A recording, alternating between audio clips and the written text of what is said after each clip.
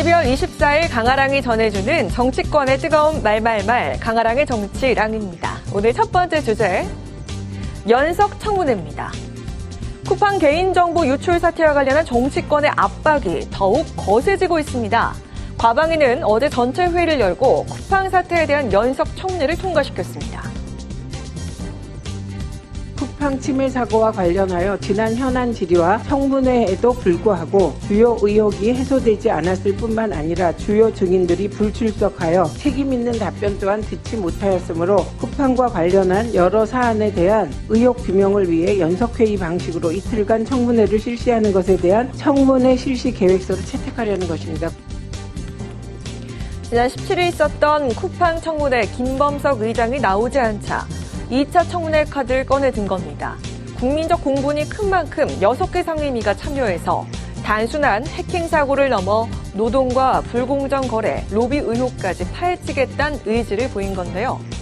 2차 청문회 의결 과정에 불참한 국민의힘은 다른 입장을 내놨습니다. 연석 청문회만 해봐야 영어 장벽을 핑계삼아 동문서답하려는 쿠팡 외국 경영진을 혼내는 것밖에는 국정조사 특위부터 빨리 구성하는 것이 정도입니다. 연석 청문회는 시간 낭비에 불과하다면서 하루빨리 국정조사에 나서야 한다는 건데요. 또 피해 구제를 위한 정부 조치가 우선이란 입장도 밝힌 상황입니다. 여야 합의가 이뤄지지 않은 상황이지만 일단 연석 청문회가 열리는 만큼 증인 채택에도 눈길이 쏠리고 있죠. 김범석 의장의 출석 여부가 관건인 가운데 김 의장이 또 안 나온다면 추가 고발은 물론 국정조사 등 모든 수단을 동원하겠다는 경고의 목소리도 이어졌습니다. 지난주에 정무위도 과방위도 출석하지 않음에 대한 고발 조치를 했는데요. 계속해서 일을 키울 것이 아니라 결정 권한을 가지고 있는 사람이 나와서 직접 설명하고 책임진 자세를 보이지 않는 한 국회의 이 노력은 계속될 것 같습니다. 필요하다면 강제 동원 명령을 수반한 국정조사도 동시에 추진할 필요가 있습니다. 국회의원들이 직접 미국으로 가서 김범석을 체포해 오겠다는 각오로 임해야 할 것입니다. 쿠팡에 대한 영업정지 등을 할 수 있는 모든 조치를 즉각 시행해야 합니다. 그동안 미국 상장 기업이란 방패막이를 내세워 국회 출석 요구를 회피해온 김 의장이 이번엔 국회 소환에 응할지 이목이 쏠리고 있습니다. 이어서 두 번째 주제, 원팀입니다. 더불어민주당 최고위원 보궐선거 첫 합동연설회가 어제 민주당 당사에서 열렸습니다.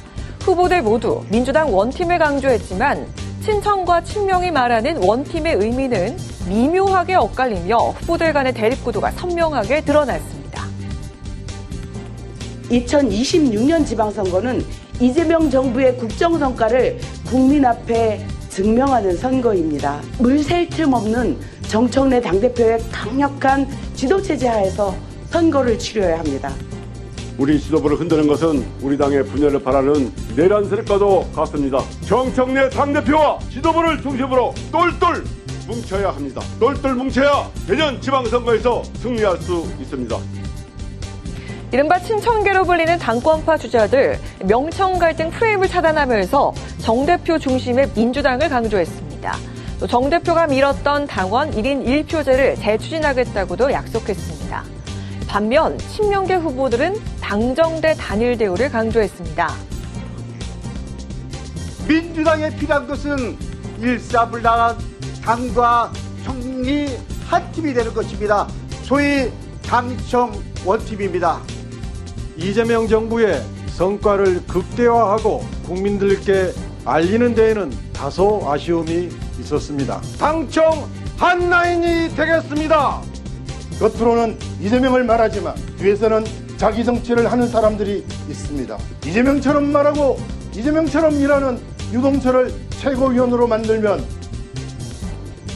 명심을 앞세우면서 원팀 정신을 부각한 친명계 후보들, 현 지도부에 대한 아쉬움을 드러내는가 하면 이재명 대통령과의 제각기 인연을 강조하면서 자신이 적임자임을 내세웠습니다.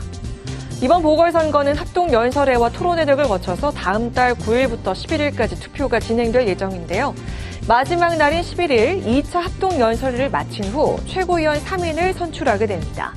투표는 중앙위원과 권리당원 각각 50%를 반영해서 1인당 후보 2명을 뽑는 방식으로 진행됩니다.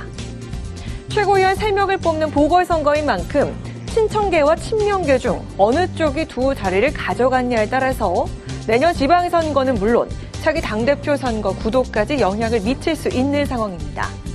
원팀 강조 속 누가 최고위원 자리에 오르게 될지 지켜봐야겠습니다. 지금까지 강아랑의 정치 랑이었습니다.